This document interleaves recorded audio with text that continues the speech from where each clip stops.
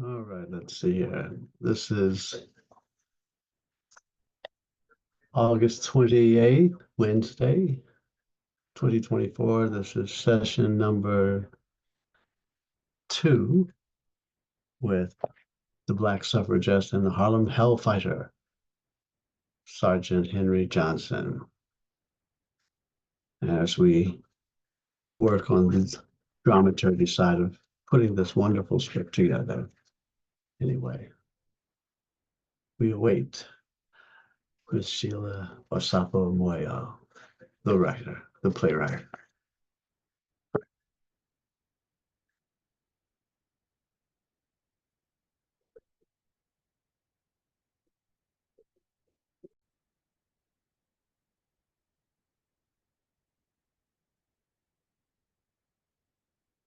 Byron. Hello, good evening. How are you? Blessed and highly favored. How are you? Oh, I'm fine. Good, good. You enjoying your week thus far? This is Labor Day weekend. You getting any rest? Well, to tell you quite honestly, not really. First of all, dealing with the heat here in St. Louis, we're Ah, under a heat advisory, yes, you have and to be careful. yeah, I don't know if you could tell, but I'm in the attic at my mother's house, Okay. which was built in 1935, Wow. and My goodness. it does have some insulation up here, but I have like two ceiling fans, then another Yes. extra fan, plus air condition. My air condition gave out yesterday, but I have a backup. So I put that in after I got back from the office. But, I much prefer cold weather than hot weather Okay. All right. because hot weather just makes me very lethargic. Hmm. Yes, it Uh, could have a tendency to do that. Drinking more water and yeah. products Okay. that create more water, Uh-huh. watermelons and melons and fruits, which continue, to help your body um, Stay manage hydrated. the heat. Yes, stay hydrated. So it's Yeah. it's a challenge. It's a Yeah. challenge. But Yesterday. hey, listen, stay cool. I always have Yeah. to be careful. It was about 100. Yeah, it was 104 yesterday. Today, Wow. um, today was much better. It was 90, 93, Yes. and tomorrow the heat advisory is supposed to go away tomorrow, so it's gonna Yes. lower 90s, and Yes. by Same the here weekend for us. Yeah. 80. But yeah, so we're in that kind of that heat vortex at the moment, and as it crosses the nation. So today, actually, a little cooler than yesterday, but still 90 something. And Okay. then there's the thunder shower tomorrow, but the weekend is supposed to be in the 80s. So we're headed to the Wilmington, Oh, uh, to the beach, Carolina Beach, which is on a couple of miles from Wilmington. So we'll go uh-huh. and spend a couple of days, Labor Day weekend, come back and Oh, be here, great. back here Tuesday afternoon. So Wonderful. yeah, it's our anniversary tomorrow. It's our That's fourth wonderful. anniversary. Yeah, so yeah, trying to celebrate and enjoy that. But Yeah. hey, and then of course keeping up with all the things that are happening, it's like interesting, relative to your play, you got a chance to see a kind of a in the crystal ball. So what would it be like in the future if they all wore white at a Democratic National Convention in 2024? Now think Right. about that as play, you're set 1920s, and so it's like, what would it look like? See, Yeah. because that's yeah, and it's that's futurism, Mhm. but because one of the things I want to do for this evening as we segue into tonight's session is for you and I just to go through the script, the Mhm. first scene, because Mhm. I there are some basic storyline structure that we can Mhm. have a conversation about as to where to go after this scene.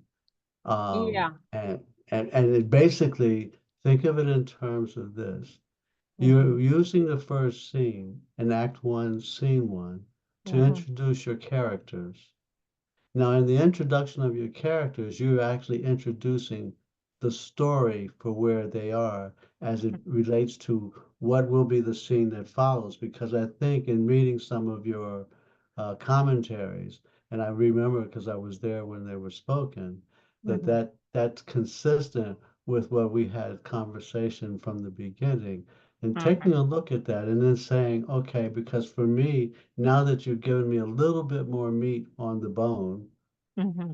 in dialogue, I have major questions as to if you introduce them now, what do we do with them to help bring this story as it's being introduced into focus for the scenes and acts that follow?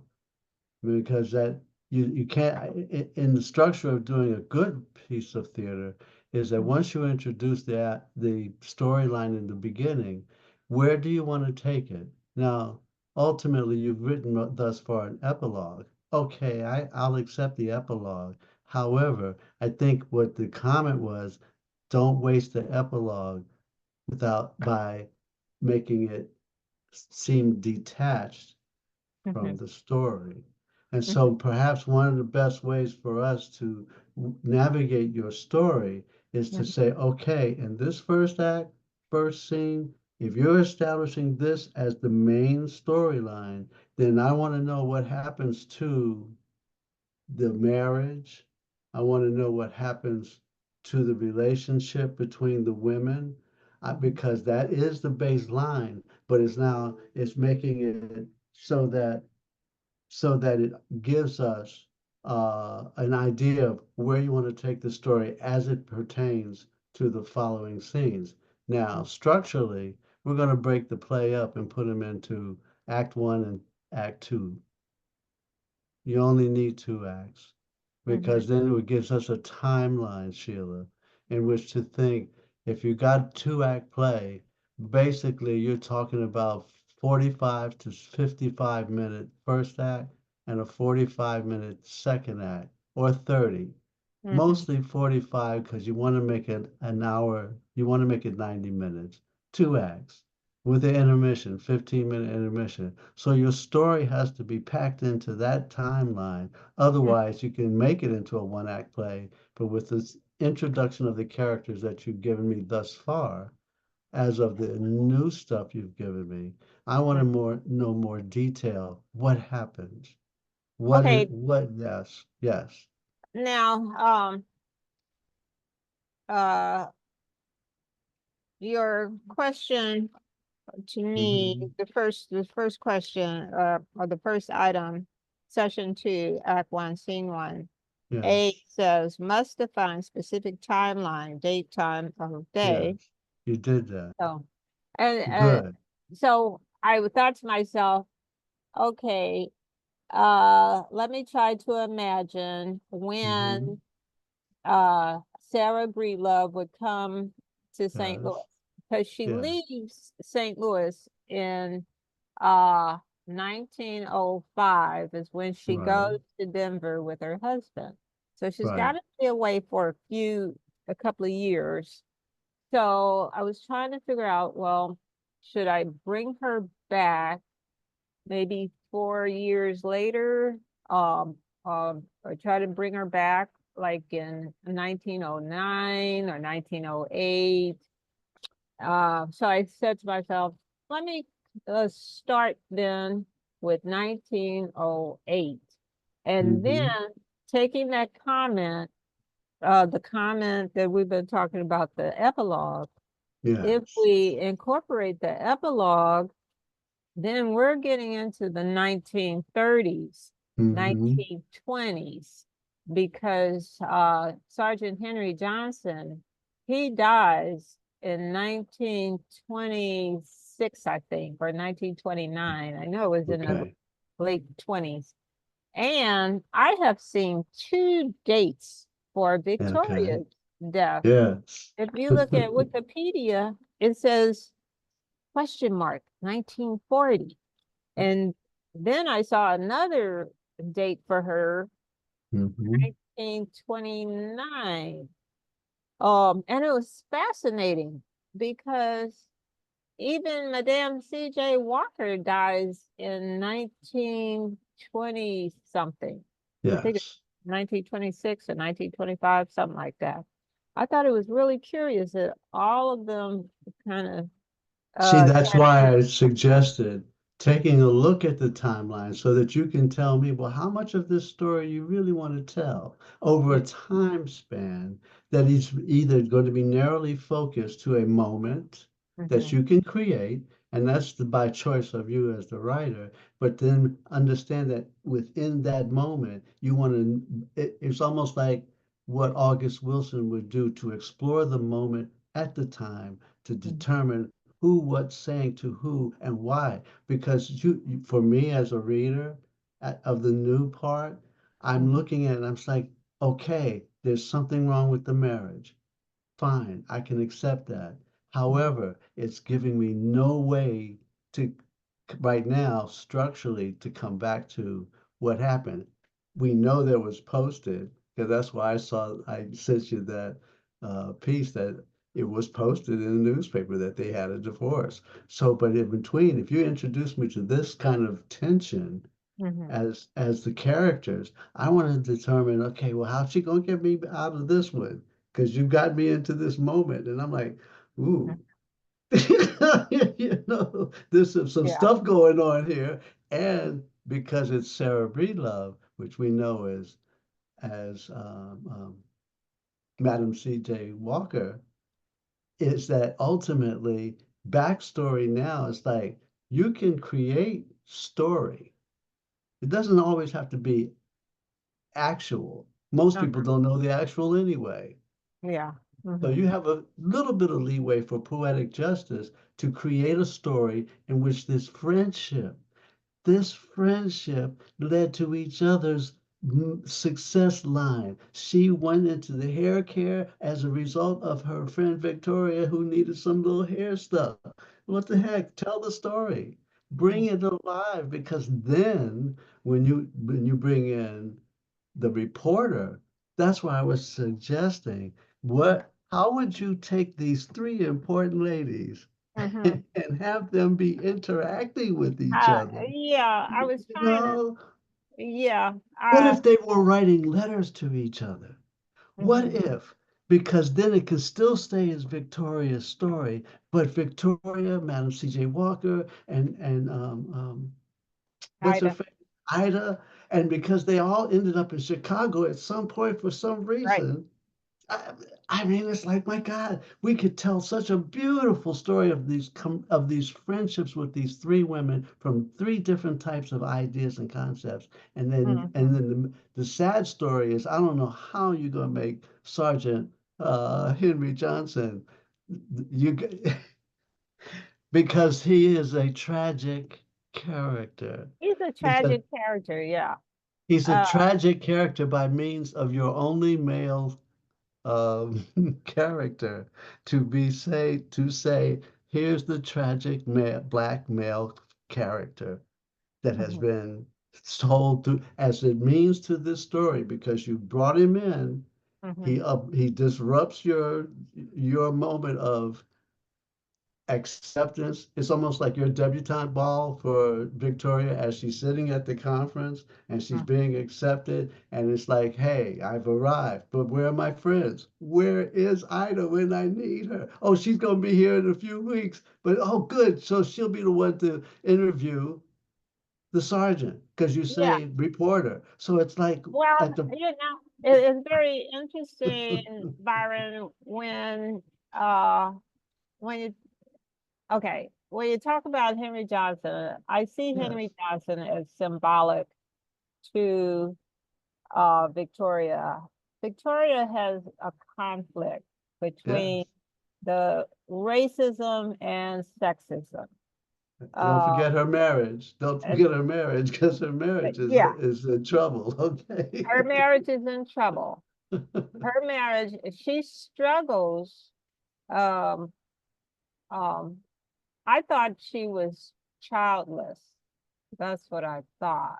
It seems like I have to be careful what resources I look at. Um, Okay, if she was childless, let's put it like this. uh-huh. Would she have gone through a back room or back alley abortion if she was childless? Who's the preacher's child in this relationship? Or who's someone could, spiritually connected more than one or the other?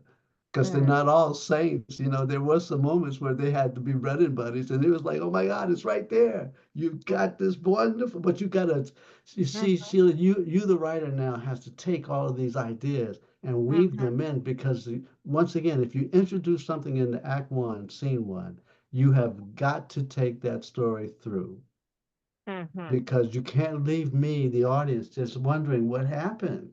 What Where did happened? they go? Yeah, and why was there so much tension when should have been a joy to see each other Mm, because one, you're together, but who's not there? Ida's not there.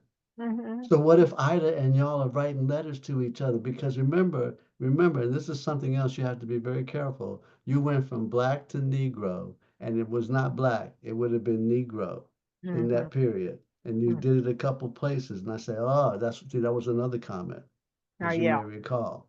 Because you right. have now, once you're writing in the period piece and the style, it's good. Go back to stylish conversations back, and we have movies that give you that kind of that's one thing I'll say about our entertainment industry. White folks will make a movie about every period. You can Mhm, find it, the dialogue will be just perfect, and pick mhm, up on those little nuances because mhm, that's what makes your story legitimate. mhm. So, but we'll come back to that later. So let's go through this first Okay. scene. Can I'm we gonna put bring it my up on the screen? Oh yeah, I'm gonna do the share thing for you. Okay. So I Oh, just okay. gotta I just gotta increase the size so we can both see it with Oh, our okay. since our glasses dictate that And we you know have. what? As you were talking, you were saying, well, how do these three women come together? I was trying to think of a way. They were Well, all three were club women. Uh, yes, all three were believed in suffrage. yes. Maybe they met, like you just said, meet up in Chicago for this conference because they're. I think it would be even more charming in Mhm, a manner if they met when they were young women. mhm, It might have been at a picnic. Come on, black folks had a lot of picnics back then. Okay. mhm, So we did mhm, celebrate some of those moments. And yes, some of those moments probably were through church experiences because we didn't have the opportunity to do mhm. political gatherings. That was almost a no-no for a good lynching if you just tried that. But you could meet at socials like church picnics. And so if they were little girls that Yeah. just by chance had a chance to meet each other, and then they began to write Mm, letters. Remember, this is a period where we didn't have a lot of fast mail services, but it did get delivered. And that's one way a mhm. lot of black folks could keep in touch with it, especially if they knew how to write. And all three of these women are educated. Now, Yeah. what's Victoria's Yeah. education background? Where would they have met? But they would each has to have a background story that then tells the story that if she is having trouble with her marriage, as we have seen in Act One, Scene One, then we understand some of the backstory because this is a woman who is trying to liberate herself to the next level, but her husband's not wanting to come along with the experience and Mhm, she's at a period probably in life that some choices she's trying to make. So who mhm, does she have as best friends to make that choice?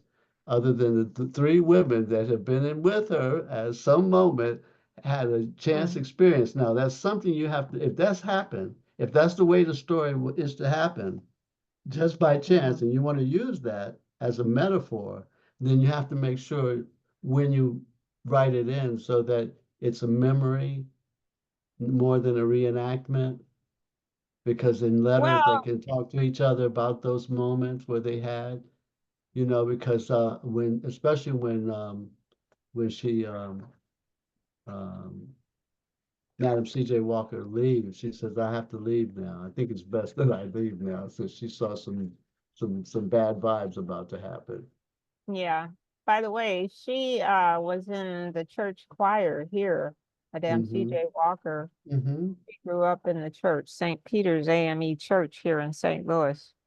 See, that's So, the part where, yeah, where they experience, see, those experiential moments as little girls.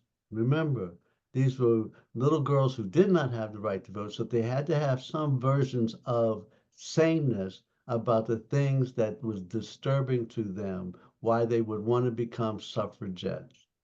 This mhm, is a choice that they made. They made this long before the suffragette movement got started because they were each challenging norms.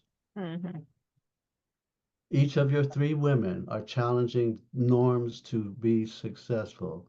So mhm. it's like, okay, so let's use that. So as you go through this now, let's take a look at the just the dialogue that you've written so that we can Okay.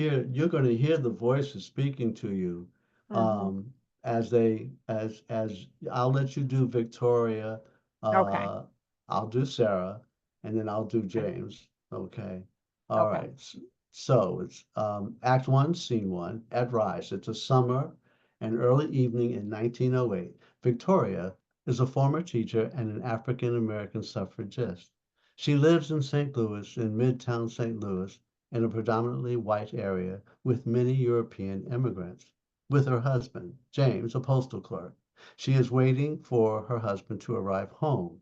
In the meantime, her good friend Sarah Breedlove has come to visit from New York. They have not seen each other for several years. Sarah just recently changed her name to Madam C.J. Walker, but Victoria continues to call her Sarah.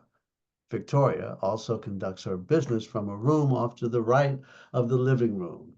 The Victoria Company is where she sells white gloves, hair nets, boudoir caps, hosiery, and other items.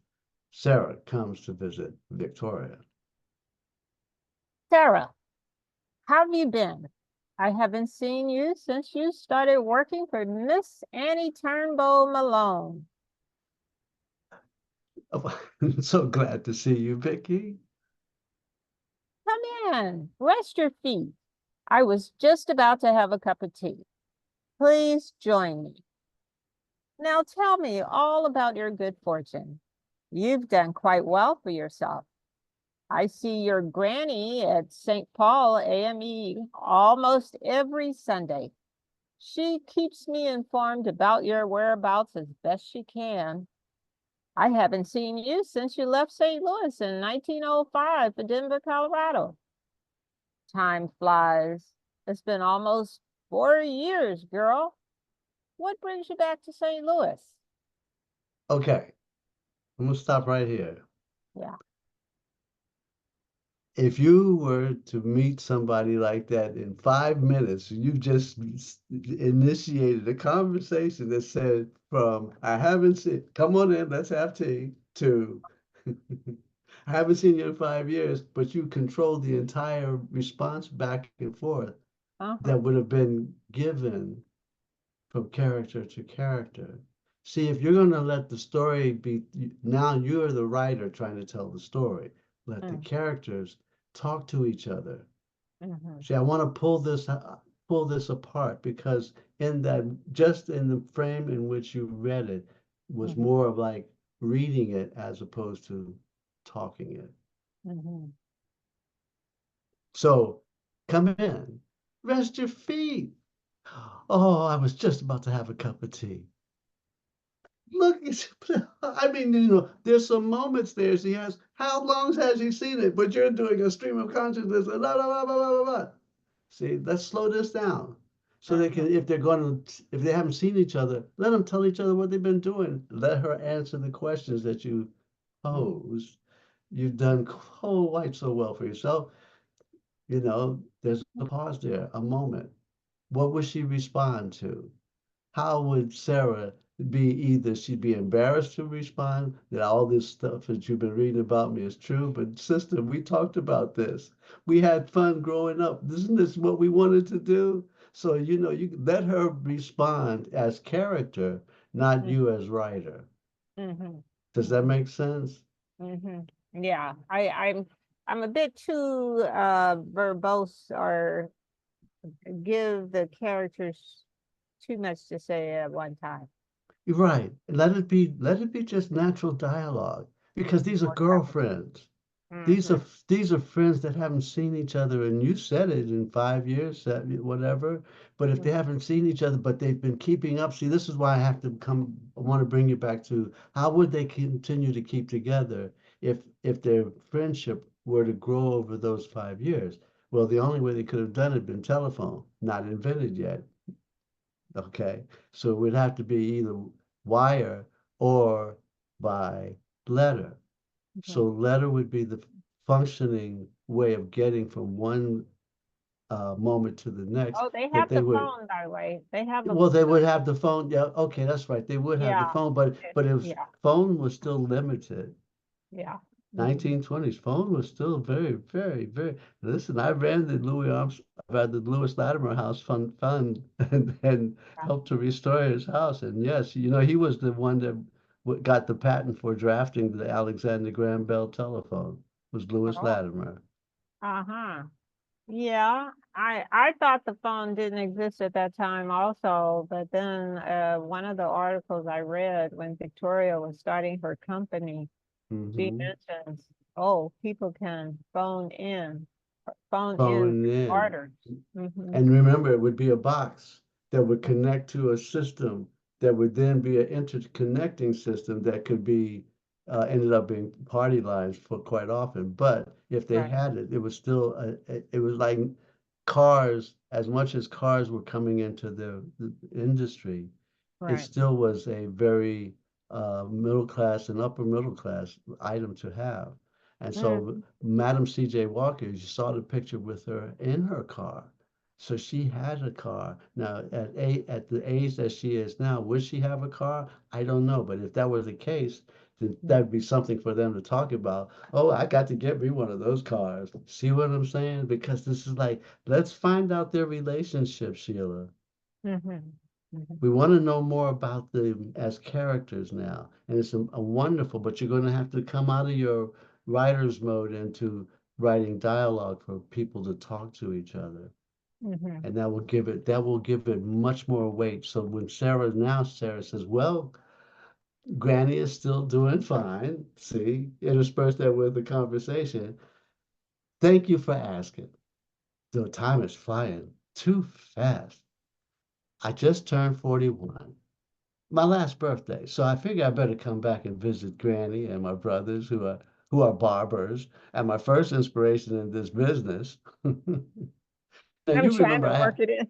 yeah, you see now you're hearing the voices because see that's the part in which now if you pull it apart, you're letting them tell each other the stories of where they've been, what they've done. This is just basic conversation. Now, it'll get to be too much, and if you're not fine tuning all of the iconic moments in those exchanges Mm-hmm. because now you're giving enough backstory so you don't want to bore us with but there's still you got to give pertinent information as to the who, what, where, when, why, how. And that's what I was referencing more than just on a timeline. So that will give you stuff to go back to working on for this first scene because now they should talk to each other. Mm-hmm. Okay. All right. So, and I mean, there's good stuff, but you want to make sure it's not lost because it's just too much information, to TMI, as they would say, that for the to consume. So she Mm-hmm. says, yeah, I remember I had trouble with my hair falling out. See, once again, whoa, there's that moment about what do black women talk about more than anything else? Their Mm-hmm. hair. Okay, so here's their hair moment, and she's like, "Who's she talking to? The hair queen." You Yeah. know, so I just, so I decided to try Miss Annie Malone's Porto line of hair care products, and it really helped my hair to grow. So I decided to sell Miss Annie's products, and was even a Poro sales agent.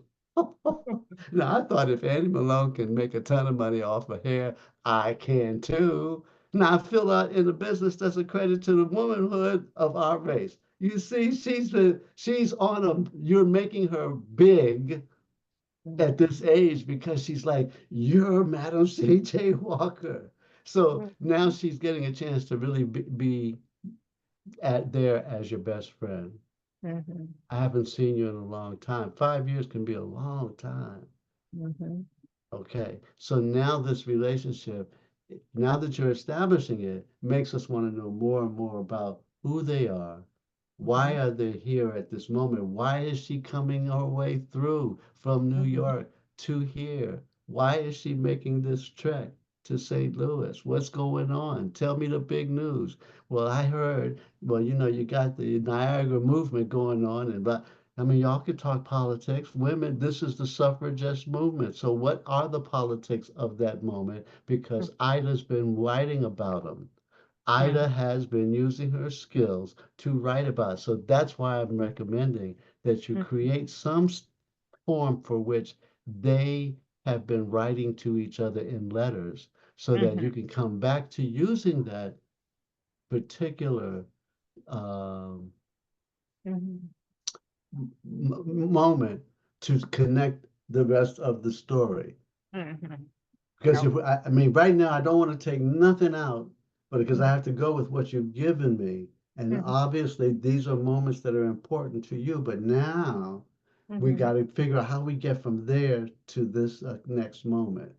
How do I get from that to the next moment? Yeah. Yes, yes, Oh. and because these characters are going to tell us how they are. Well, if she's got to go, she says, "Well, I can't stay long because I really got to go to the conference. Like, I'll be there ahead of you." See, she Mm-hmm. could say that. I'll be there ahead of you. Look for me. Mm-hmm. Y'all got conferences y'all got to go through. That's what y'all been there talking about. None of that has been discussed at this moment, but you could see where they could put this as part of their dialogue, Mm-hmm. talking to each other before husband gets home from work. Mm-hmm. Hmm. Okay. Um, that's Yes. why I love you, Sarah. Mhm. You always thinking of how we women can lift each other up. By the way, how is your husband, Charles? Well, my husband really encouraged me to reach for the stars. Charles said, baby, you can create your own hair products in Denver and make a whole bunch of money. Now, being an advertising man, he knew exactly how to sell the products and take my hair care business to the next level. Nobody can sell products like Charles. Ha!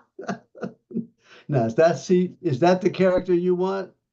Hey, Because yeah. you see, she's being the girlfriend and Mm, I mean, she's showing us her social side that most people don't get a chance to see. But she's got to mm, be a little bit of that because she's in the business. Well, hell, she's writing about this shit. mm-hmm, And mm-hmm, she didn't get, and according to Lilia Bundle, mm-hmm, her daughter was a wild child. mm, mm-hmm, mm-hmm. That's why I wanted you to read that article because Lilia Bundles is a friend of mine, and I know Now, those books that she wrote are from a review of both her great grandmother, Madam mm, C.J. Walker, her mm-hmm, mother, her daughter, which was her grandmother.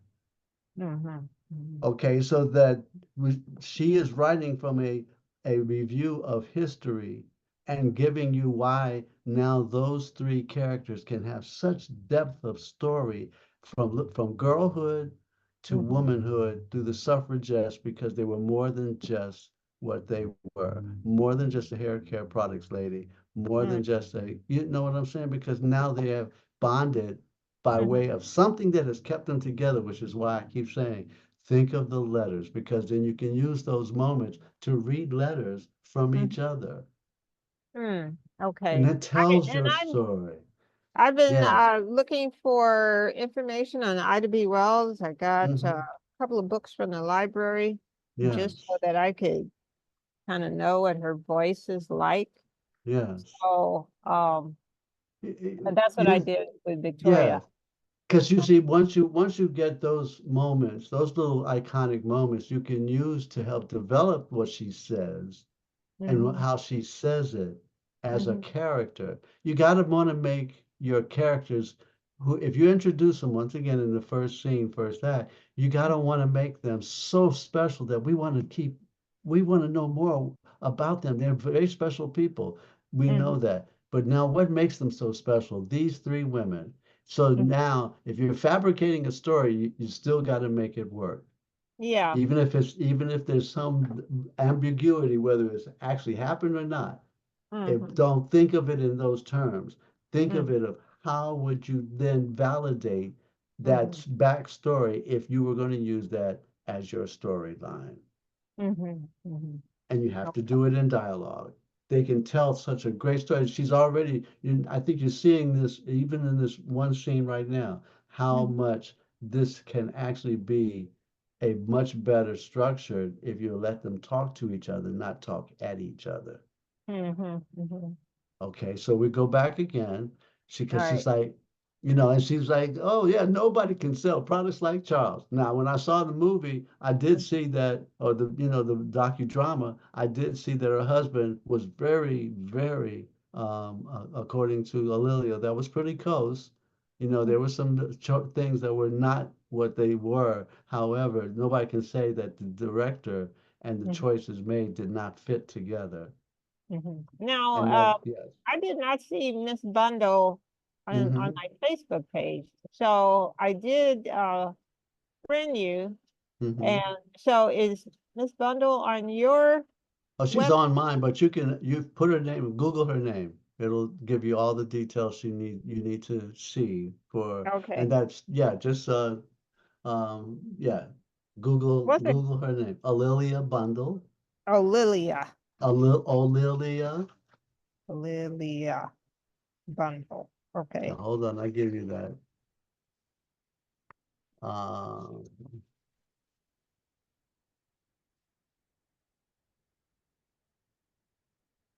And on her Facebook page is the article. yeah, yeah, it's on her Facebook page, but I think if you Google her, she Mm-hmm. is, hold on. Oh, Madam Because CJ I Walker. spell it Olilia or No, Lilia. no, not quite. Hold on. Hold the phone there for a second. Let me see. I think I gave it to you in the email. Um, Yeah, I can go back in the email. it's AU apostrophe Lilia. I believe that's how she spells it. Oh, okay, I got it. Oh, A-U apostrophe Lelia. Olilia.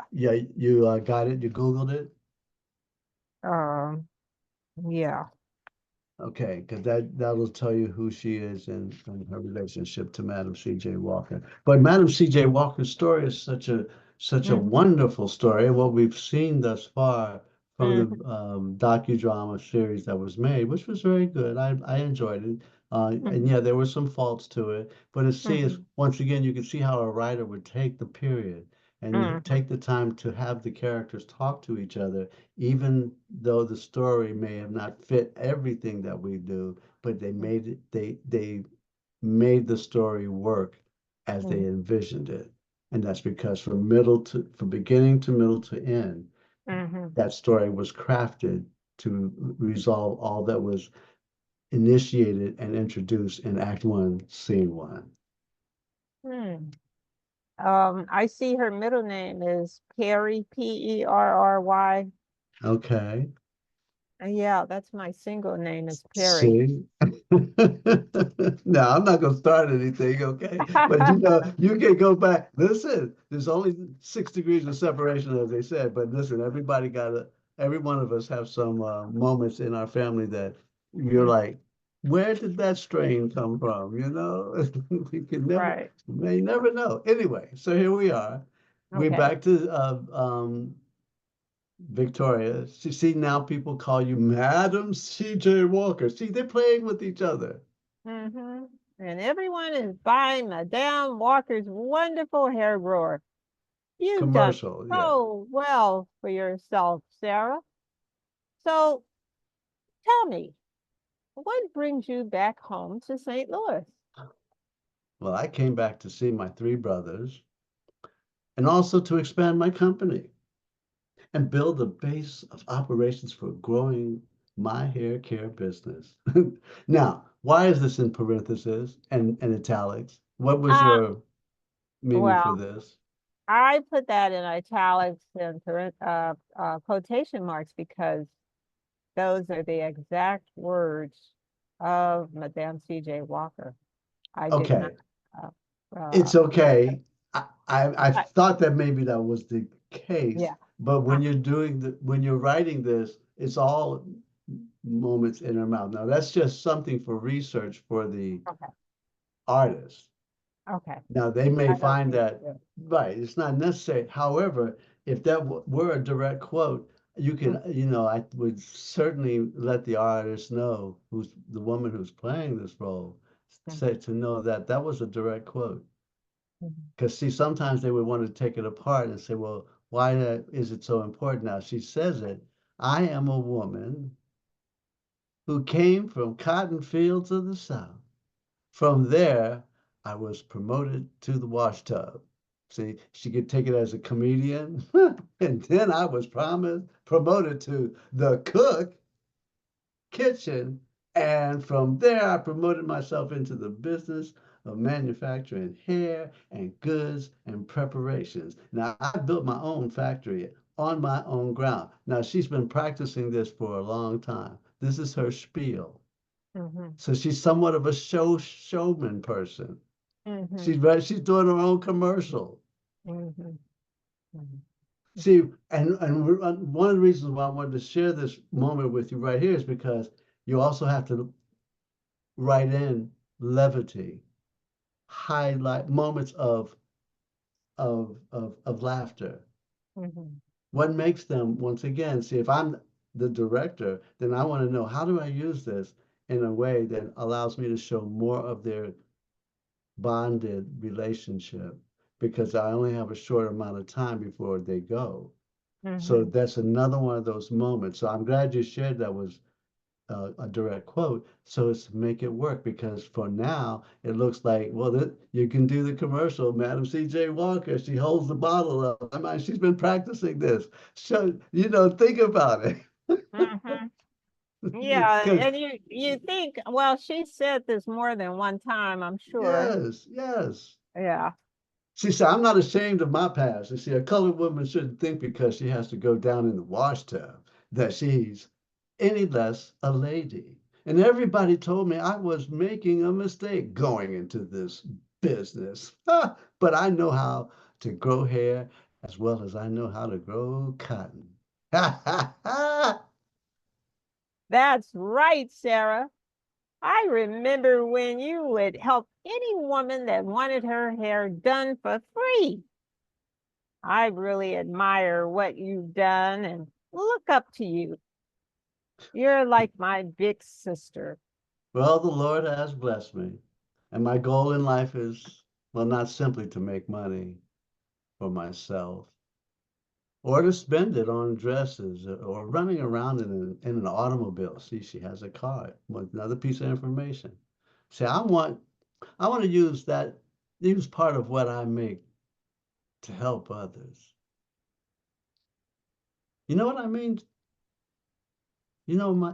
Well, see, because that's one of those moments. So, is it necessary for her to go on with her thought?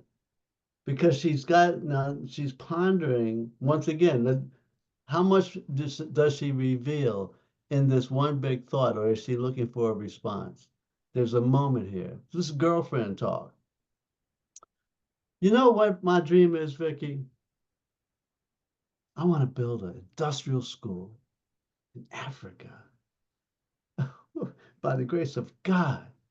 And with the help of our people, I'm going to build a Tuskegee Institute in Africa. That's another one of those moments.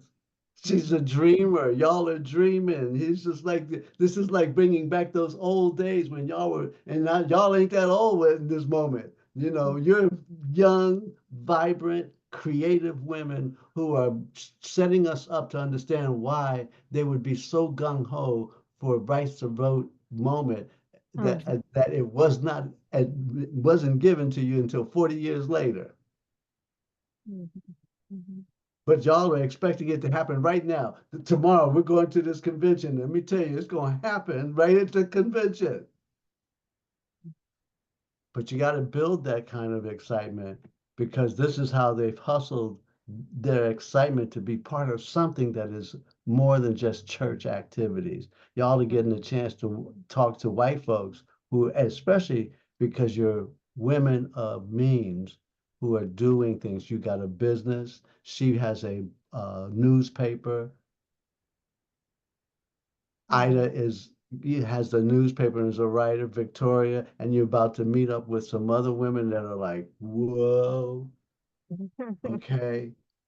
So y'all are Yeah, walking in some high cotton hell, So but and because uh-huh, isn't it interesting? Uh, Here we are talking about these are middle class, upper class Black women. yes, yes, And they, just as Sarah said, I mean, she was queen of the wash tub for a while, and she pulled yeah, herself up with her own exactly. by her own bootstraps. And I find that kind of interesting. Even Victoria's husband being a postal clerk back in 1909, he was a postal clerk. And that they lived in a predominantly white neighborhood. They didn't live in the Black section of town. So that made me When was the ark built? Not that, but I'm talking about the iconic one that was built for St. Louis. that the arch was built in 1960 something, I think. Not that one.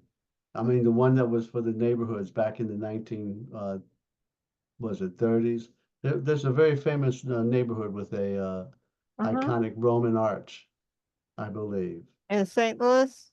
Yes, A there's a Roman? very, yeah, a neighborhood that was designated for African Americans in St. Louis back in that time period. Oh, Mill Creek. How you talking about Mill Creek? Mill Creek Park, Uh-huh. Mill that's Creek. what it would be. Okay. Maybe that's what Yeah. I'm referencing. Because see, once again, if you bring in a date and a time, give us something that's relative to a historic moment of identification. Mm-hmm. You're saying that they live in a integrated community. Well, where was it in Mm-hmm. St. Louis? Mm-hmm. Um, Because once again, that gives them stature and character, although may not be accurate, but it's certainly something to consider. Because I'm going to ask being a historian, I'm going to ask the question, well, what neighborhood would that have been? Because we're talking about Missouri, which was a slave state. That doesn't match, mm-hmm. Mm-hmm. especially at that time period. Yeah, especially at that time period. Yeah, I just did a real quick search yesterday, but Hmm. uh I just found it curious that she would be in a neighborhood of a European immigrant. Yes, Most of the Black people lived around the river, yes. further downtown. But she was kind of in Midtown, not really downtown. Okay, so they lived on a row house street, but it was a street where the row houses were really kind of nice. Mm-hmm, mm-hmm. Yeah, Okay. so I would have to do more searching on that. Yes, yes. Um, okay.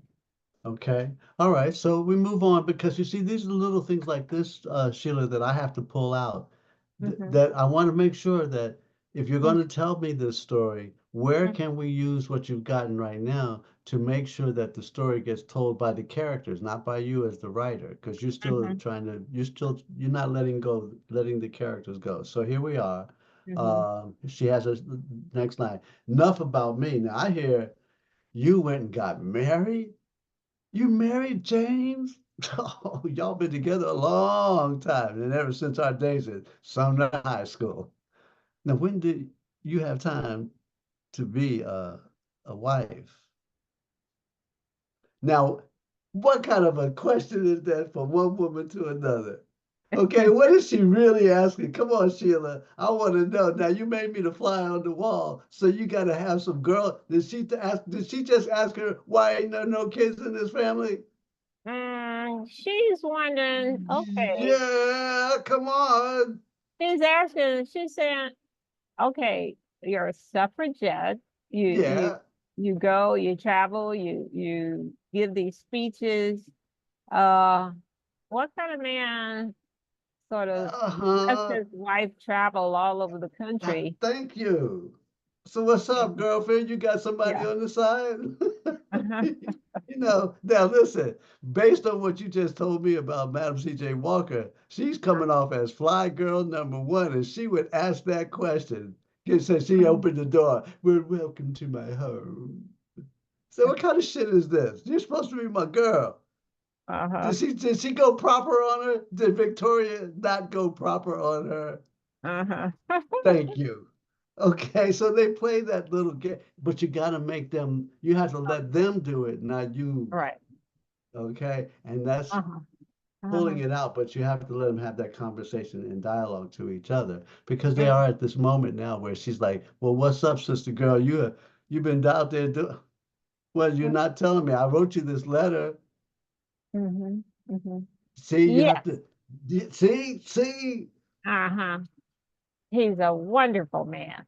Mm-hmm. Working as a postal clerk. It's a nice, steady job, but my work don't sit very well with him. He just doesn't understand how important my work is. I stopped teaching school because James didn't want me to work after we got married. What? Well, that figures. Who did he think he married? A woman of leisure? Now, we colored women gotta work, but every woman needs her own money. My, Homie, mm, come on. Now, see, you see what mm, happens here? mhm, Because she didn't come all this way just to mhm, hear about some damn conference. Yeah, now you give me the 411. So what's up between y'all? Y'all ain't doing that thing no more? mhm, mhm. Y'all ain't got no kids? Come on, Vicky. Talk to me. I'm your homegirl. That's what she's basically doing. Okay? Mhm, mhm. Now, my life is committed to the suffrage movement and fighting for the right of all women to vote, no matter their color, Black women, white women, Latino women, and I didn't See, take what's that it? Yeah, out. right. Black women, no, no, you got to make, this I is got where it you get your Negro women, or, right. Yeah, I it's didn't make right. these corrections. Yeah. Yes, you have Okay. to make those corrections, and you can do it that's why I sent you the Word document copy, because you can take your Mhm, magic marker, your yellow, and just mhm, highlight to take it out, because mhm, these are the things, because believe me, the next time you give me this scene, it's going to be so mhm. different. Yeah. What And that? don't Let's be see. What afraid to page is write that?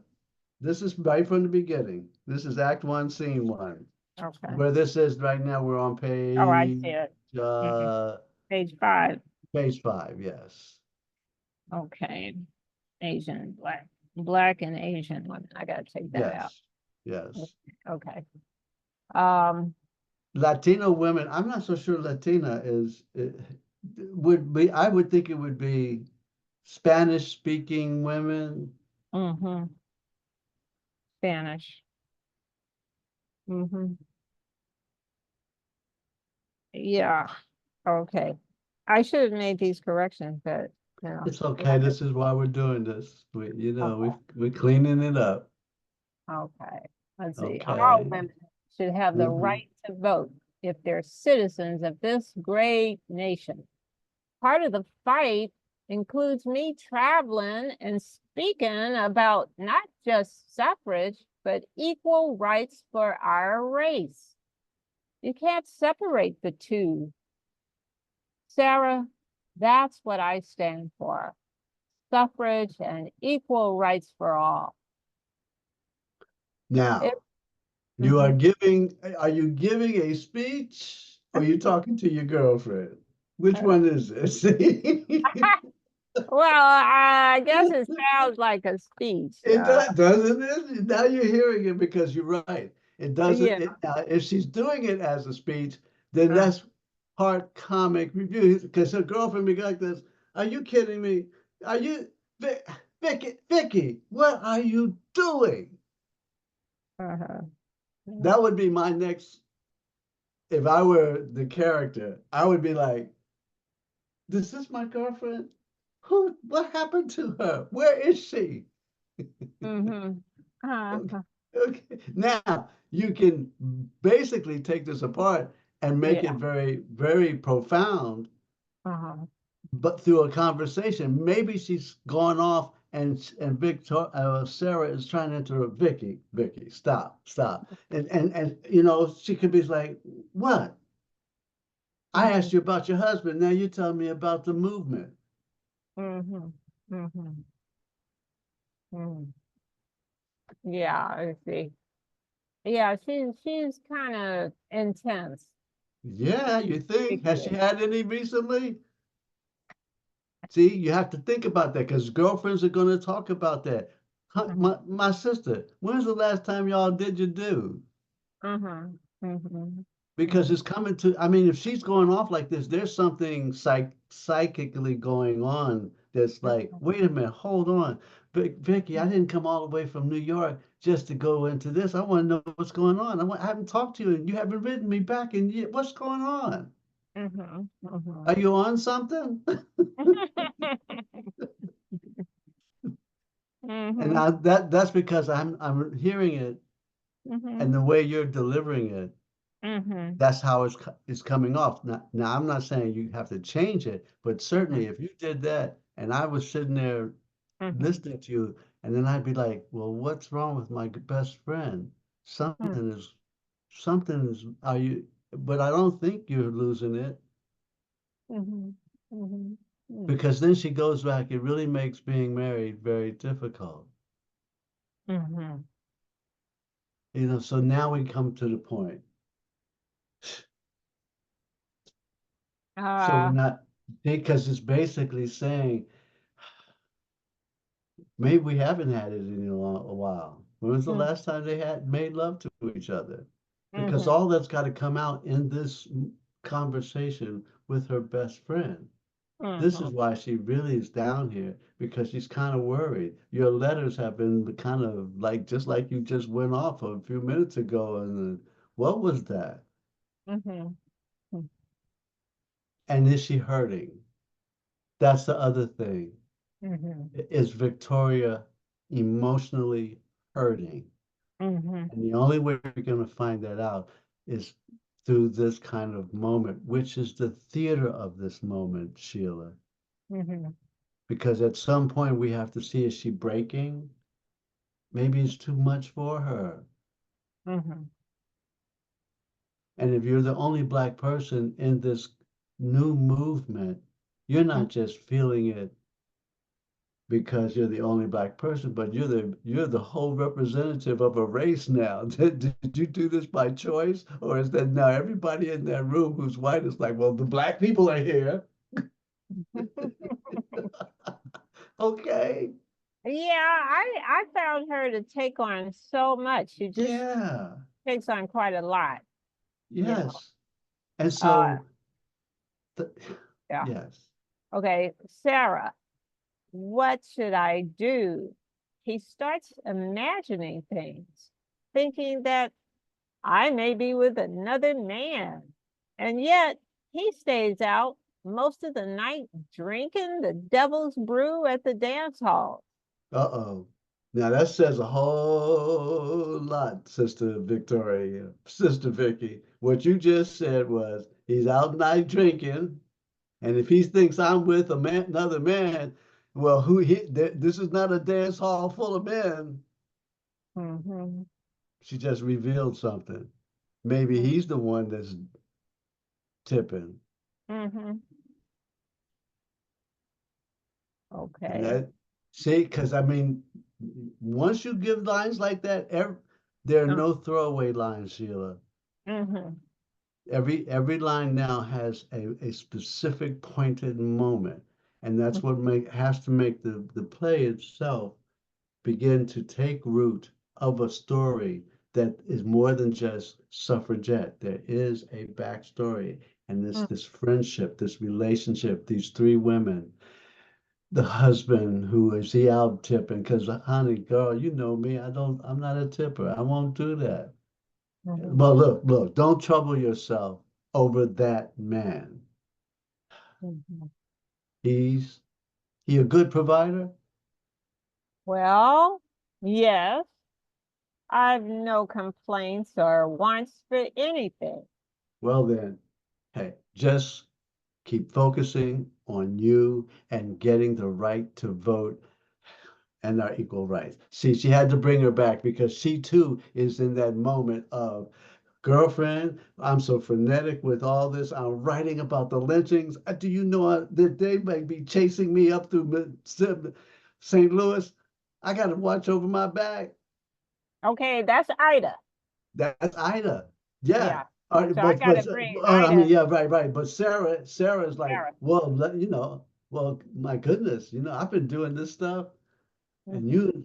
I came And she's here. also a Yes, suffragist. So that's right. yeah. And Hmm. because she's a successful Black Hmm. businesswoman, and Hmm. who's running a small gifted hand notion shop with white gloves?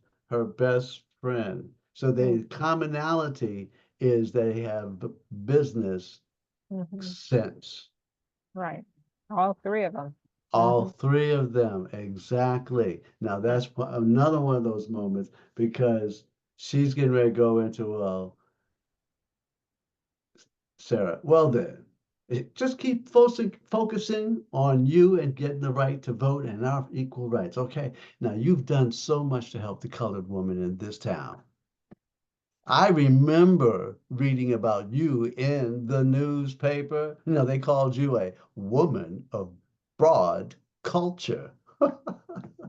Now, you were the first vice president of the YWCA in St. Louis, as well as a state board member for the Industrial School for Incorrigible Negro Girls. Now, you're someone we Black women can look up to.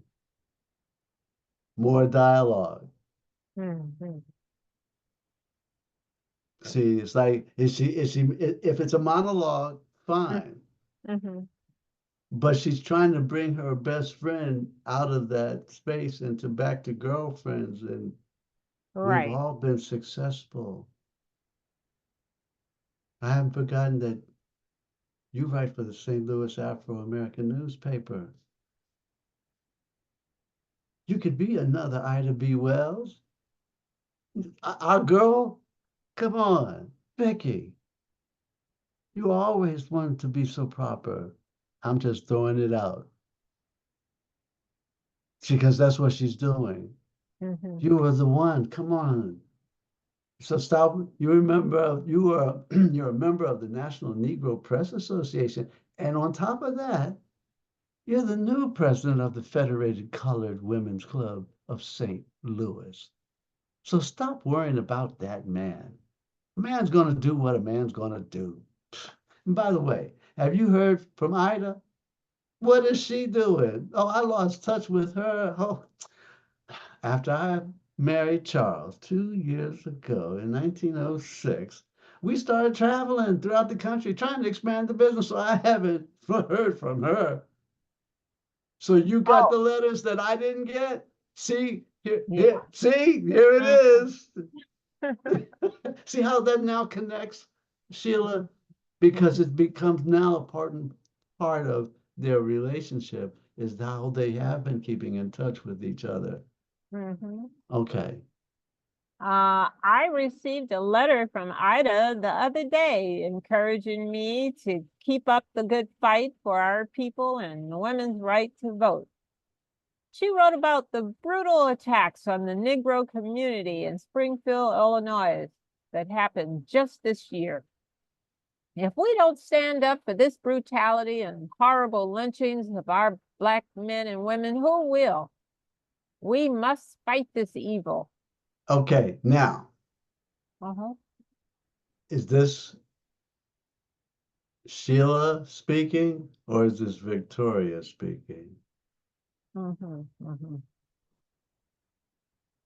Because Sounds there's like. something, yeah, right. It sounds like the writer is trying to put stuff in her mouth to say because it just came out of left field. Mm-hmm. Mm-hmm. Great stuff, Mm-hmm. great idea. But the thought that came from, I received a letter from Ida the other day encouraging me to keep up the good fight for our people and women's right to vote. Then you go off to, she wrote about the brutal attacks on the Negro community in Springfield, Illinois that happened just last year. What? That was a tangent. That was a like, hold on. Because there was a powerful stuff that you just, Uh-huh. it has to, once again, this is one of those moments where you've got to pull this apart and let them talk to each other, not talk at each other. Yeah, I'm trying to, and I realize that this is going to be many iterations that I'm going to be rewriting this, and uh, Hmm. so But I hear you. that's the best part about the writing as rewriting, because in order to articulate it, even Mhm, for the guys, even for the folks who write poetry, mhm, imagine how often they go back to fine tune it, because if it's not of the rhythm that they mhm, had intended, then the comma can throw off the rhythm as much right. as a question mark. Yeah, yeah, you're right. Oh, by the way, when Yes, this play was put on at the Y, it seemed yes, like Madame C.J. Walker was a very popular character. yes, She got a lot of when you talk about comic relief, yes. Oh, I did yeah. not even realize that what she was saying was funny, but people kind of chuckled a lot during, and And maybe it that's was a the good woman that was sign. playing her. I don't know. Well, yes. And Mm, I mean, look, this is my first time reading it with you, and I interpret it as a director saying, okay, there's comic relief here, so make mm, use of it. And yeah. that's what an actress will do for the role, is to look at it and figure out the rhythms, the beats of it, what you're trying to say. They pull Mm, it apart the same way I'm helping you to pull apart, because mm, they have to find the beat mhm, in the mhm, delivery. And right. so now I think now you're seeing from another perspective that Mm, as a writer, you can always appreciate the characters talking to each other. But if mm, you try to direct them to talk at each other, then they're not going to listen. They're not listening to each other. mhm. There's Okay. got to, yes, because this is great information that you give me. It says Ida mentioned that she's Mm, working with the great man himself, Dr. W.E.B. Du Bois, and our mm, fellow suffragist Mary Church Terrell. Oh, they want to start an organization called the NAACP, and it stands for the National Association for the Advancement of Colored People. Victoria is just filled with all of this. It's like, oh my God, this is like, that's why her marriage is in trouble mhm, mhm. at this moment in her young life. How old is she? She is, let's see, in uh in Now that you've identified the, 1909, she's yes. I wrote it down. She's 20, I think she's around 28 or Okay, so she's 28 years old, and her mm-hmm, marriage to a postal worker who's probably 5, 6, 7 years older than she is. mm-hmm. Ah, see, I would ask that question to see why is this relationship on rocky grounds, and then after just 4 years of marriage, 5 years of She's marriage. 31. She's 31, And so yeah, she's yeah, in that time. Yeah, and Victoria is and Sarah Breedlove is 41. So she's see, 10 years she's 10 older. years older, and so that would make her the one who would write the letter. Because Mm-hmm. she found in she when they met, whatever time that was they met, They will Mhm. always be 10 years older and younger than each other. So the value is at the time that she met her, she was in that young girl moment when she saw someone that she would like to be a friend to. And Mhm. that's Ida. Ida is doing it. Mhm. Yeah, and Ida's older than all those Yeah, two. So Ida yeah. was born in 1862. Hmm. Uh, The year of the Emancipation Proclamation. mhm. See, Mhm. yeah, so now if there are 10 years and 5 years differences, then that has to come out in the conversation as well. Mhm. And Mhm. now I think the best way to do that is now that you've got established them as professional women, Mhm. certainly Ida B. Wells' letters to both Sarah and to Victoria could Mhm. always be the moment because she just said, I haven't heard from her, you know, Mhm. but you have. So what is she doing? Ta-da! Mhm. Okay, so it's good stuff. She's really good. You just have to pull it out of you, Sheila. Yeah, yeah, I know. I have to do a lot of thinking, piecing it together. Yeah. Um, let's see. We really need something like that, that NAACP. Mm-hmm. Why James and I decided not to attend the World's Fair in 1904. We've got to stand up to racial discrimination and prejudice. Here comes the writer part of me. Yes, you guys, you Uh, hear it's right. But it's yeah. but you now that you're recognizing it, see, take the Uh-huh. time now to take the words out of your head and put some of it into their mouths. Now you can't make them that's when they become too didactic. Yeah. Hmm. And I think That's that was a comment. right.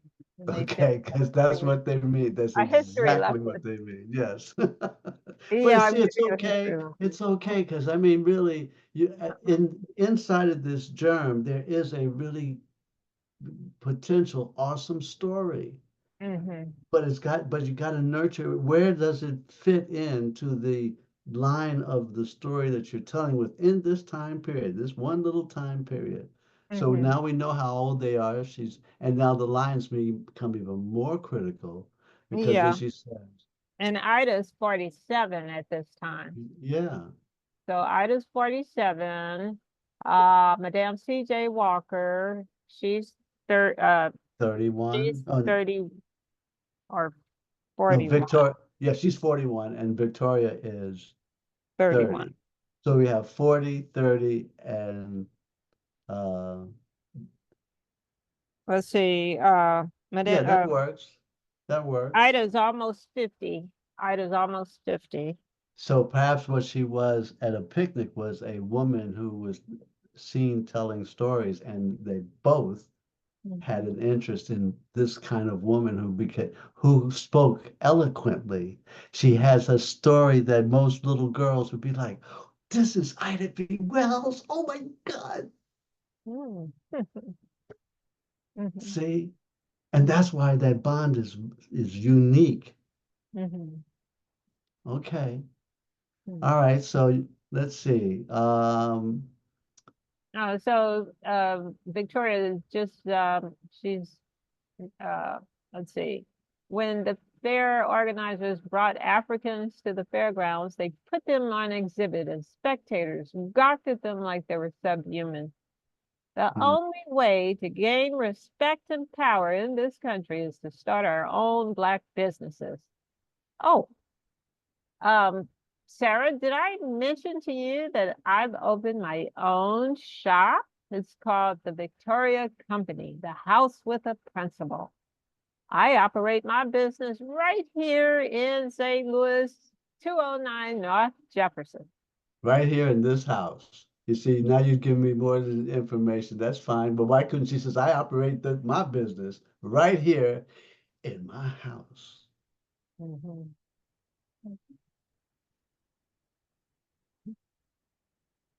Right. And she picks up a pair of white gloves, Yes.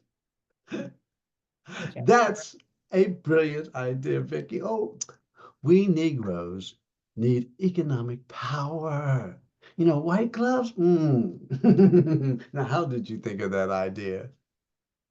White gloves and hosiery are my specialty.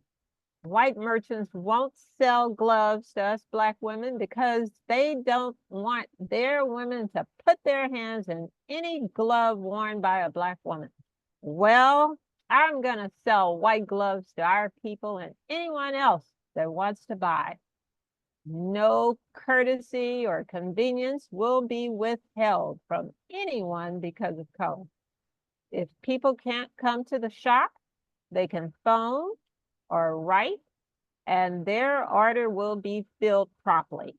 Every woman should have a pair of white gloves to be respectable and dignified. Now, is this not the response back to Madam C.J. Walker, who did her commercial? This is Victoria's commercial. Now you can, it's too long. Mhm. It's written to way too long, but she can be just as, this is girlfriend to girlfriend now. You did your commercial, now let me show you my commercial. White gloves, darling. Uh-huh. They're my specialty. The white merchants don't sell to gloves to women, but you know, blah, blah, blah, blah, blah. They're being catty with each other. Uh-huh. That's why they're friends. They Mhm. can do this and they understand. Yeah, but so don't oversell the gloves. Just make the commercial, make it short and sweet so that they can have that fun with each other. Mhm. Now that's my Vicky. No, but you sure your man can put up with all of that? Hmm.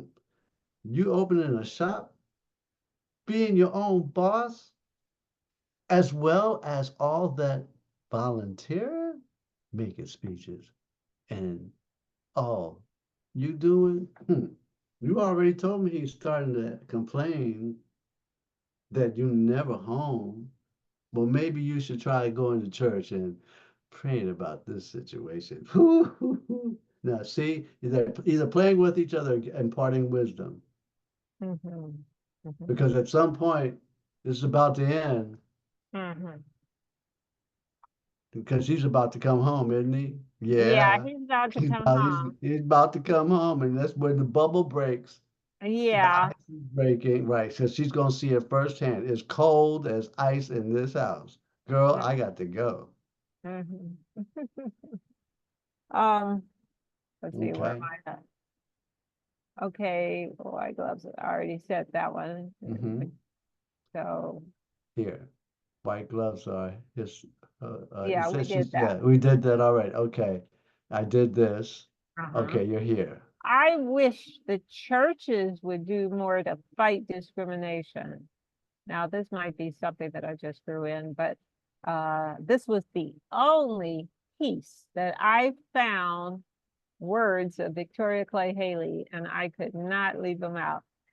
Anyway, Okay. it Well, says, well, no, I understand because look, the point of which what she's using this, this is with all due respect to us playing out our commercials. Mhm. She comes back to a reality. And this is where we probably have yet to really appreciate there's only really one business no, there are three businesses. One does better business than anybody else. That's the church. The church is a business. Mhm. The small business concept, Madam C.J. Walker, Victoria's hand gloves, white gloves shop, and other notions are small, but Mhm. they're successful. And because and we're women, that men don't think we should have this. I'm trying to prove something to my husband. I'm trying to prove something to the church. They said and she says it right here. Mhm. I wish the churches would do more to fight discrimination. If the ministers of the gospel would set aside a time free from selfish motives and throw the church doors wide open to the people in a general meeting and preach a sermon on race unity, race patronage of business enterprises, and show the masses their plain duty, they would be carrying out the plan of salvation right here on earth. A minister has to do what's right. He must set the example. His sermon will have no effect if he tells the masses about Black patronage and Black unity tonight, and in the morning calls on the white grocer, the white coal dealer, and the white laundryman to fill orders for his household. Okay, now what's wrong with this paragraph? It doesn't sound natural. Yeah. But And why doesn't, it but is, hold on, yeah, why is it that it doesn't sound natural? why does it? Let's figure that out.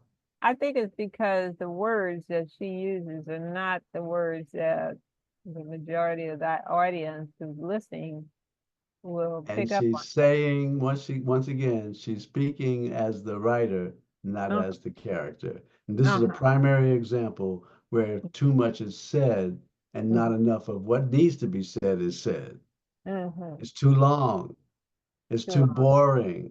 It's like, Mm. what the hell? She off on a tangent again. Hey, Victoria, come on, sister, wake up. Is this one of those Mitch McConnell moments? Mitch, I Mitch, are just, you? well, I guess it's the academic in me. I was like, Yes. oh, this is such valuable history.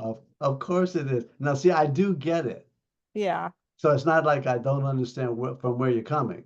It's just yeah, that the moment of selling it uh-huh. has to be has to be believable. Yeah, And you understandable. just and you right and understandable. So it's okay because she comes back with, yeah, whoa, Vicky, you're not Mhm. on a speaking tour right now. Hey, we're still here in little old St. Louis, so calm down. I agree with you. We ought to buy from our own people, build our own wealth. Uh, Victoria, I'm home. I'm in the parlor, dear, with Sarah.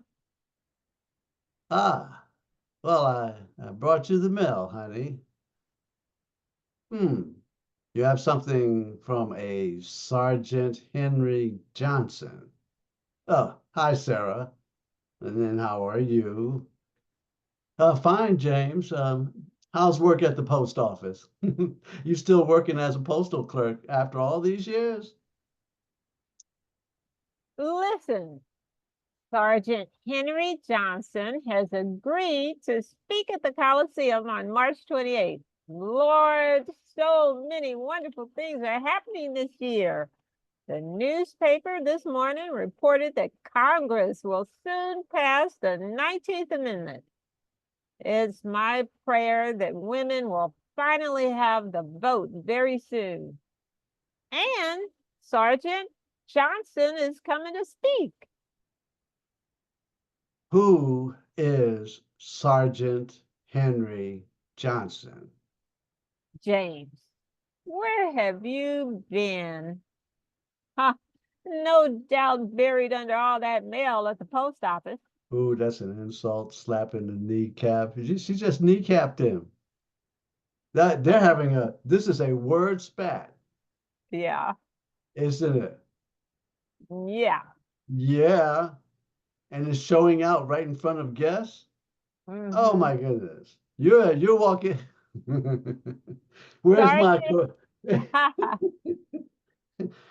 Vicky, Sergeant Vicky, go Henry, get me a beer. Go get me he, a beer, darling.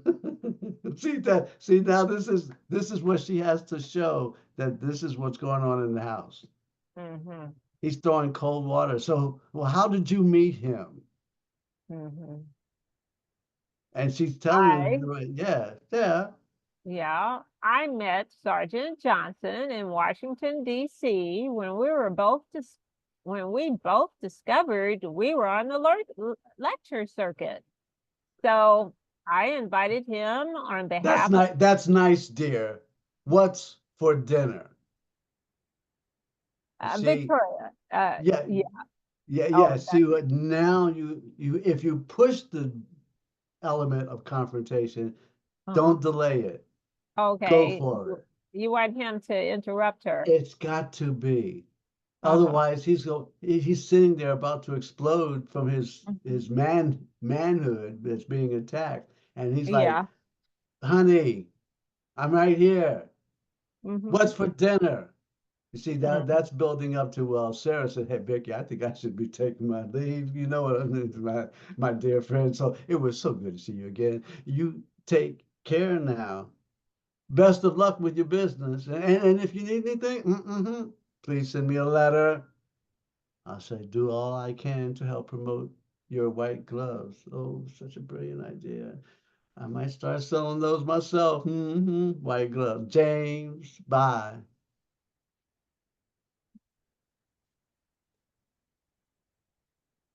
And it's, Yeah, finally, we're alone. Come here, sugar. What's what's for dinner? sorry, James. I must respond immediately to Sergeant Henry Johnson's letter. Please make your own dinner tonight. Wait a minute, Victoria. I just arrived home from a long day at the post office, and you're telling me to make my own dinner? James, not now, please. Do we have to start arguing See, again? I want a child. I said, now see, this is coming to the moment of their argument. It's far too late. Hmm. You set me up and the tense because now he's like throwing it out of left field. I want a child.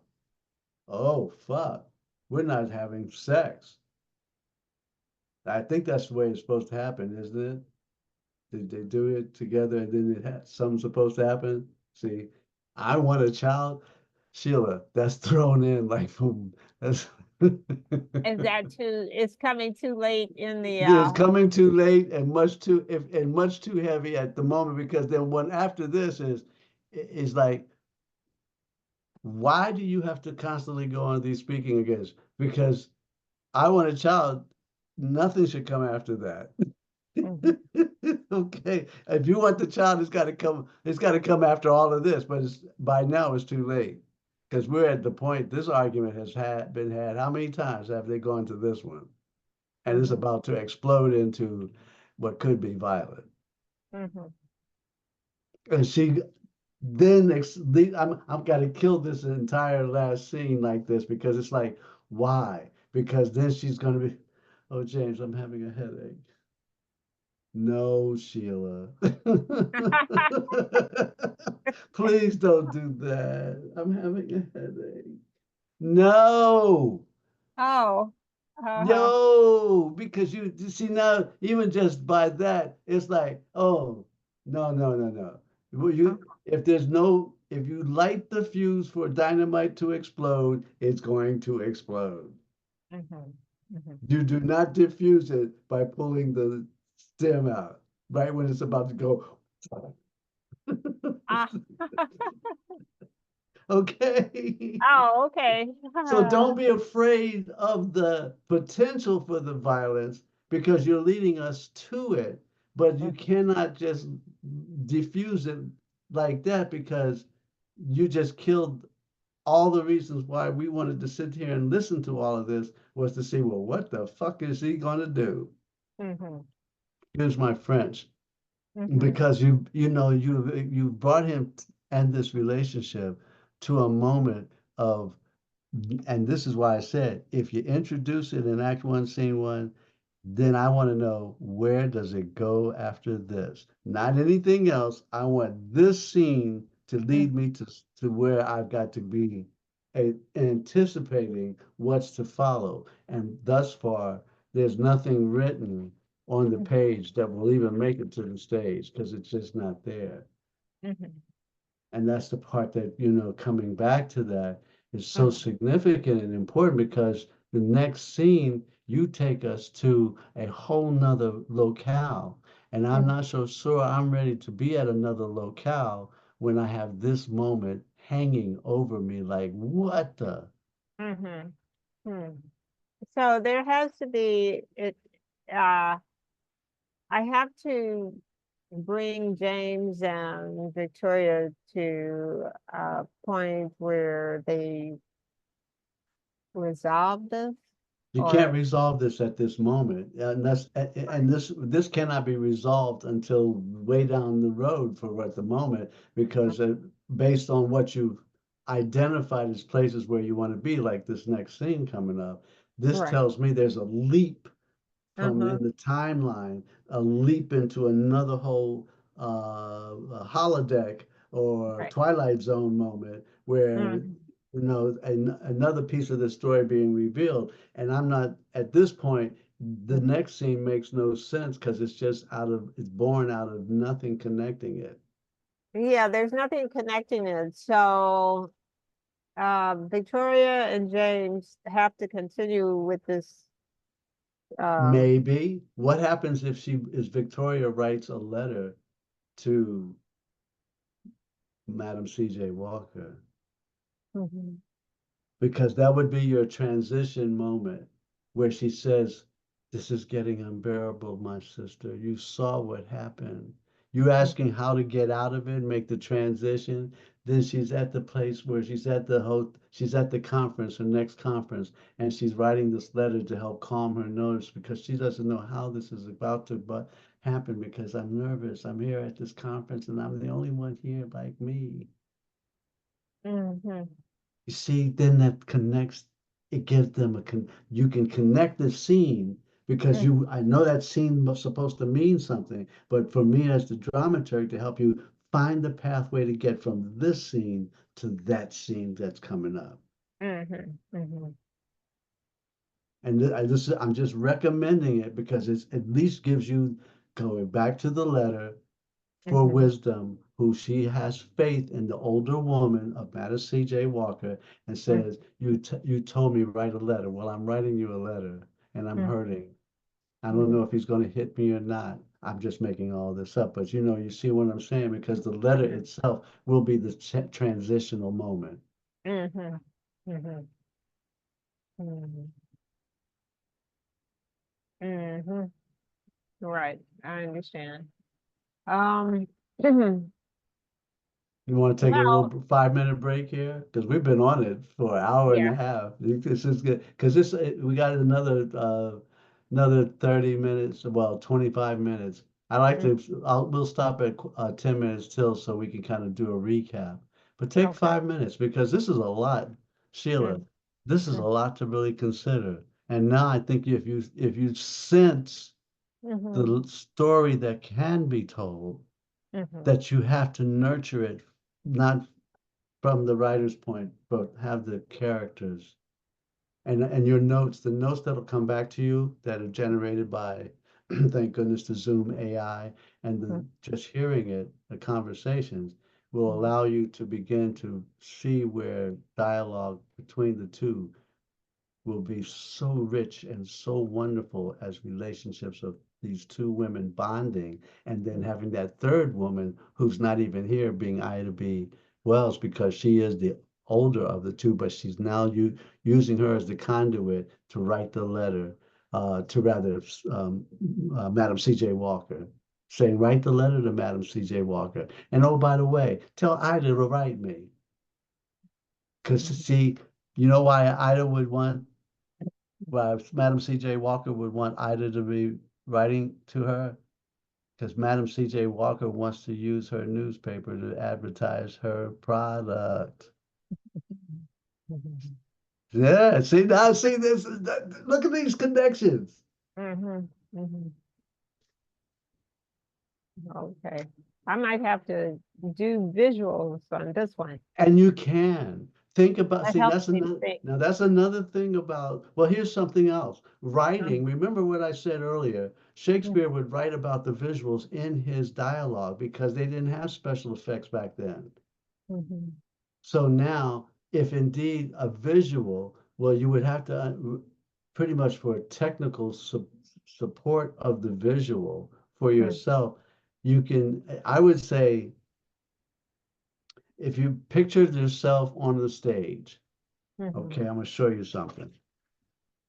When I draw my set, I usually use a, let me come out of stop share and I'll show you. Okay, you see this? This is Yeah. graph paper. That's all that is. It's graph paper. I will draw my set on the graph paper just so I can pretty much, and I'm going to show you what that looks like.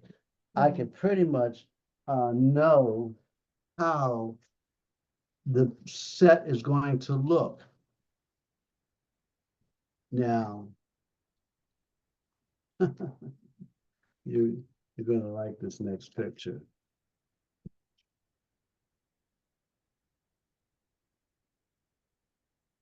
Okay. I was directing these 3 one-act plays that I was telling you about. So as the director, because just using what the writer gave me as indicating the set design for this show about Move the Car, this I put this together by using just cut out pieces on a stage simulating the stage where it was going to be in a 99-seat black box theater. I had 3 plays I had to put up on that stage. 3 plays?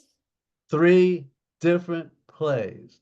Each set was totally different to change in less than 5 minutes. Because the intermission was 10 minutes apart. We started on time, we ended on time. The show was wonderful, sold out performances. But you see, when you are writing these directions as to where the set is and where pieces are, you want to make sure that it's easy to accommodate the scene change. That's where your visual comes in, because now you have to go from one concept to another. And how many minutes, you have basically from one scene change to the next, 30 seconds is a lifetime. Most scene changes take place in 15 seconds, 20 seconds at the most. Because 30 seconds, somebody in the audience is laughing or coughing or yawning, and they're like, well, I've been waiting, I'm waiting, I'm waiting. Is this show going to continue? Let's take 5 minutes here so we can come back and talk about the day's work, because this has been a great work, Sheila. So take 5. Okay. All righty.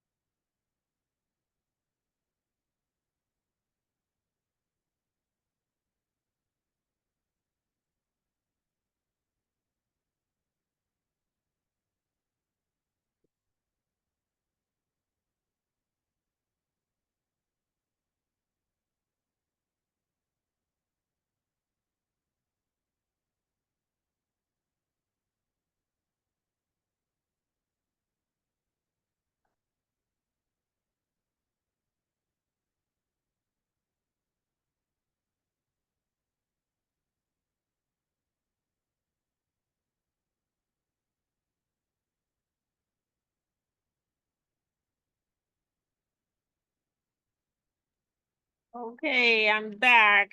Okay, me too. Let me put in Ready my for more? That's right. yeah, I gotta put in my earphones. I can hear what Okay, you're saying. there you go. Okay. Hey, hey. Yeah.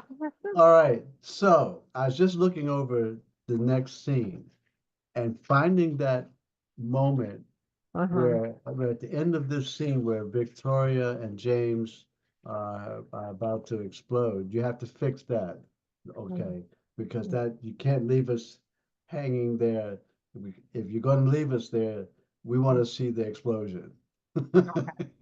Okay. I don't think you really want to show that at this moment. This is not the big exploding moment that we want to see because this could be very ugly. And right now, I think if you use the convention of writing the letter to Madam C.J. Walker for Mm-hmm. guidance and experience, because and let's think of this, the letter being read allows the scene to be changed for the next scene. She's Mm-hmm. in her office space Mm-hmm. writing that letter. Dear, my dearest Madam C.J. Walker, and Mm-hmm. just let the letter share with us the pain that she's in. Mm-hmm. Okay, I think that, and then that way, as the she's ending it, she walks into the conference where she's now in in the next scene.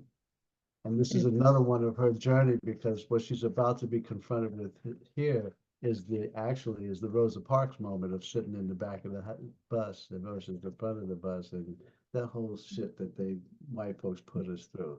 But it's very important because in that next episode, how she comes out of it will be once again the, the letter or the story because in this scene We got the hotel manager, but the reporter is here. Ida is in the scene. Mm-hmm.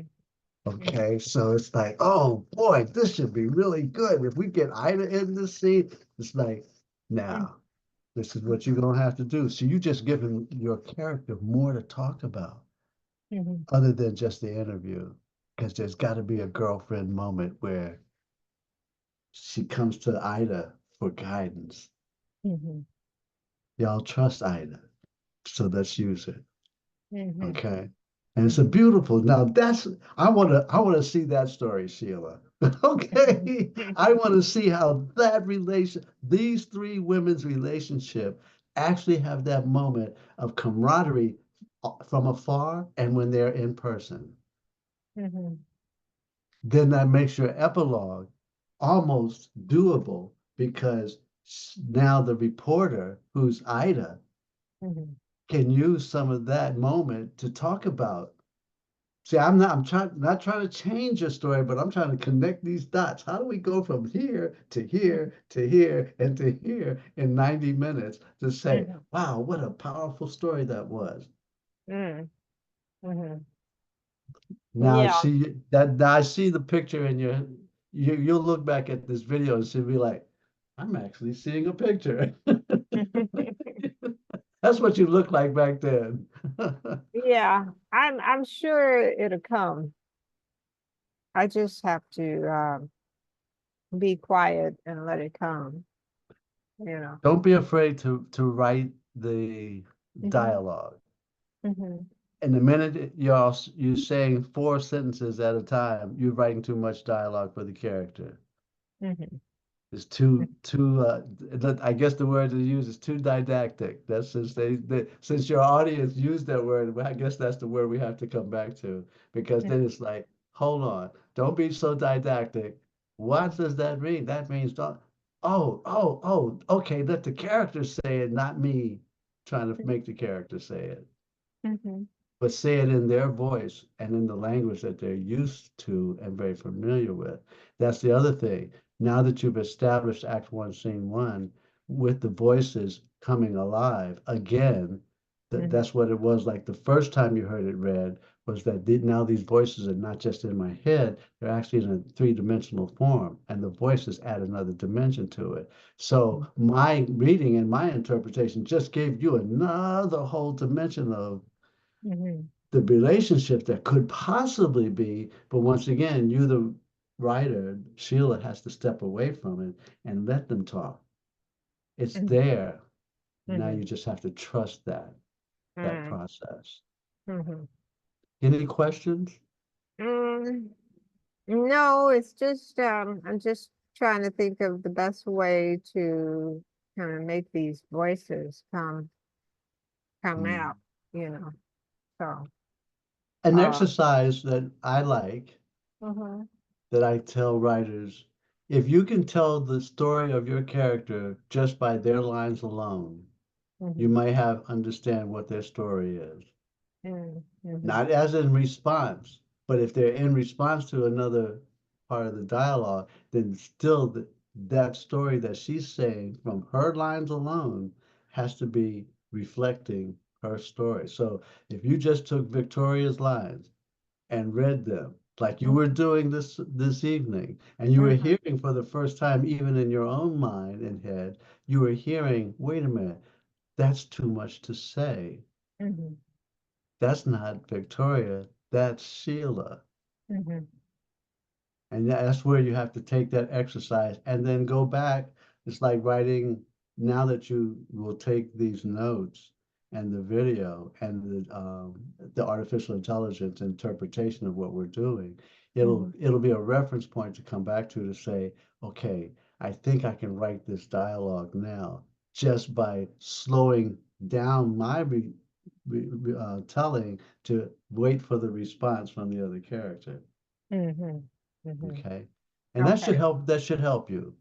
Mhm, And once you get into the mechanics of doing that, then it becomes easy the next time because we would have done it. This is hard what we just went through.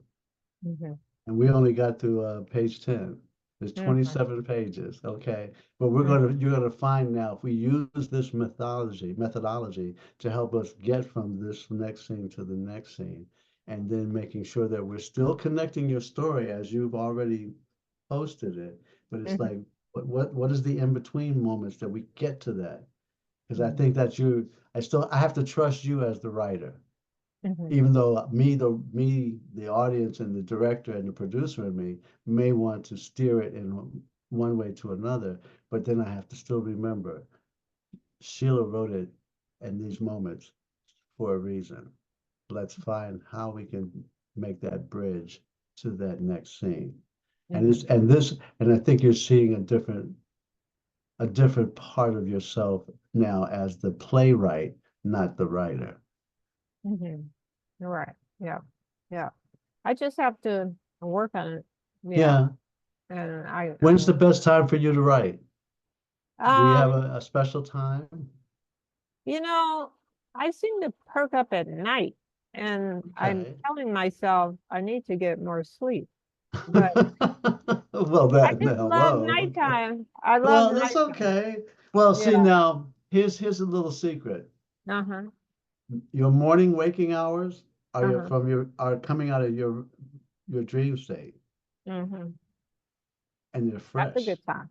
Yeah. It's a very fresh moment. And you have Right. to kind of, because if you got work to do, then you Mm-hmm. have to know when to stop so that you're not impeding your usual workflow moments.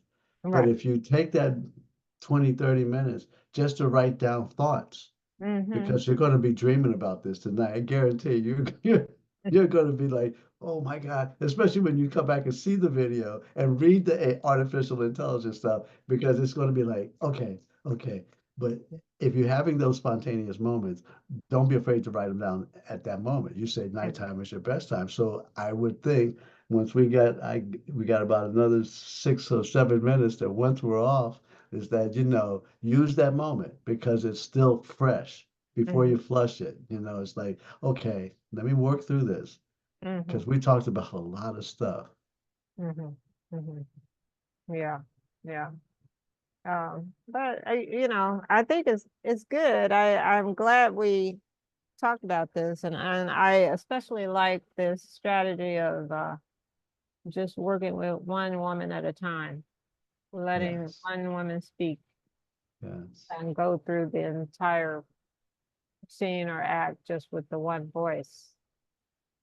I think that is a good idea. That's a strategy I haven't used before, so Hmm. I think that's good. Um, but I will also look for Alelia Bundle Hmm. and look for that article that she Yes, wrote. yes. It's posted. It's available. Okay. And she's a very interesting person either way, because Mm-hmm. she's willing to share her stories. I remember when I would post something from the African American Registry about her great grandmother, and she called me up once. I said, Byron, where'd you get this information from? Because some of it's not right. I said, I got it off the African American Registry. Uh-huh. And I said, because she thought I was making it up. I said, no, I posted from their registry. So it's Uh-huh. fixable. But here's the contact. Call them, make sure that because you have the first person information is so important. And I mean, I could do that because we're friends. Mhm. And that was respect for the fact someone's posting. And then and it was at that same time she was writing her book. So it's like, okay, Now, let me ask you this. Do you yes, think that James um should disappear after the first that's on act? you. Because I think if you make him disappear, the letter is a way to make him disappear hmm hmm because then you don't have to really come back to that moment. That hmm moment is such a shock moment. hmm You don't want to waste it. But hmm if you go to the explosion, everybody wants to see. Yeah. That's how the audience is kind of they're kind of they want to see all that. You know, it's sad. It's sad to say they're sadistic. Okay. Mm, Especially if you're in the first scene like that, you'd be like, "What the fuck? Why yeah, didn't she come back?" See? yeah, yeah. Hmm. James was also a kind of a, well, the way I left him was kind of Mhm. a comical figure as well. They seemed to, I guess because the audience couldn't believe that he didn't react. Well, that may be one thing, but like I said, don't take because if you're going to take them there, you're going to have to show it. Hmm. Only Hmm. because you've raised their anticipation through a constructed arc to Uh-huh. Yeah. Okay. Uh, and then they'll be like, where did he go to? What happened? Did he hit her? He better not hit her because you know most women will come see this play and they'll be like, oh no, no, I don't want to see another one of those. He's yeah. already the villain. Okay, where's my dinner? Yeah. Mm, right, right. Yeah. Anyway, anyway, Oh, oh. we're going to end here. This has really been good. I think you see the value now. The Hmm. last one was just more paperwork. This one we get right to the blackboard, get to the real meat of it, Hmm. because I don't want to lose the forward motion that Hmm. this will create for you. Hmm. And you may want to be a if you work on this next scene like we just worked on this one, you'll be ahead of me, and I would like to see that. That shows your even if it goes awry, don't worry about that. Just Hmm. this is the just right time. Okay, just write it. Okay, Okay. we Okay. can fix it, but just write it. And as Yeah. Gerald Senior would say, if it ain't on the page, it ain't on the stage. Hmm. Okay. Thank you Okay. so much, Brian, All and right. happy anniversary Oh, tomorrow. thank you. Thank you so much. We're already Yeah. packing our clothes. You know, we're getting ready. Oh, that's great. That's You know, great. it's gonna have some fun. So listen, I will download this, put it Hmm. into video, the YouTube, Hmm. and the AI notes. I'll send you both of those because that's the way. And I make a copy of everything. So if you lose something, I got it. Okay, because Okay. each session for me is markable. So this is your how-to Hmm. moment. And I'll attach the invoice so that you can document it as well. But we'll and think about the next meeting. If you like this time frame, a Wednesday from now, I can book it. Consider it because I really think that you're going to find the moment the faucet flows, that you want to write it. You really Hmm. want to write it now. But think Hmm. about that. Okay. Okay. All All right. right. Have a wonderful evening and happy Mhm. Labor's Day. You doing anything special? No, I'm just hanging out here, probably listening to these voices in my head, I'm sure. You know, I gotta I got a lot Yes, to read, and yes. And how's your book yeah. going? Yes, I'm about to see your Oh, other I book. showed you that all these books that I Oh, have. your suffragette. Now, I posted something the other day about the Uh-huh. suffragist Where, movement on because the Facebook? 19th Amendment. Yes, on my page, because this yes, the suffragist moment, the 19th Amendment celebrated its actual day yesterday. Oh, That's it. I mean, let me see if I can pull this up for you. Hold on a second. I'll okay. go to this share so you can see what I did. And let's see, we'll go out of this, come up to Now we here. gotta um are you good for Friday me sending in your payment? Yeah, that'll work. Yeah, because that's That's just day after payday, right? tomorrow. Yeah, that's fine. I Same didn't way, know. you can sell it. So we're Okay. good. Okay, hold on a second. Let me pull this up. I'm gonna stop share, do this, come back to this because I really wanted to show you this Hmm. moment that actually you're making me more keenly aware of the more of the people of this time period to see when it, because you know, every day I post from the African American Registry information on my Facebook page as this moment in Black history. So when I see something that becomes relative to the our client writing relationship, Mhm. I pull it up because I want to show you. It's like, look, you just Now don't the know how. African American Registry, did you tell me Yes, what that was? it's every day they post uh, this moment in Black history on this day. Okay, I'm Okay, going to it now right here we now. go. Let's see. Uh, Come back to this. Hit share and here and here. Today, this was posted 2 days ago. Today Mhm. marks the 104th anniversary of the ratification of the 19th Amendment. Wow. And This I'm came out. This came out of was this the support education. This is something I posted a couple of years ago. Let's see. Here's the Mhm. storyline. Suffragettes from the Smithsonian. I get the Smithsonian magazine, so this was Mhm. posted recently in the magazine, Mhm. and it's questionnaire about do you know this information? So it's like, let's get started. Here are pictures. They go Mhm. back to 1821. So Mhm. so when I see stories like this, and here's the Mhm. time period right here, Mhm. the National Museum of the American History Archive Center, Smithsonian Institution's Scurlock Studio. Now, Scurlock Studios, Mhm. Scurlock was a black photographer in Washington, D.C. Wow. Mm. I went to, I knew his great grandson, Timmy Scurlock, Wow. grew up in Washington, D.C. So it's like these Mm. are these are the things that, for instance, that give you validation to what you're working. And when I see them, that's an Mhm. archival piece of drawing. Mm. That's right. Yeah. And like you do the research. I also do research because I want to make sure when we have our conversation, we are Mm. talking about a period piece and it's got to be accurate. So Yeah. I give a lot of credence to it making it be right. Yeah. Okay. You're right. Exactly.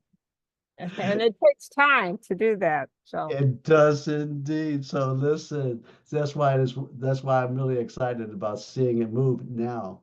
We Mhm. finished this timely, and I would like to do finish this within a month's time because I Mhm. want your play to be read on Franksville Writer Workshop Sunday series once a month.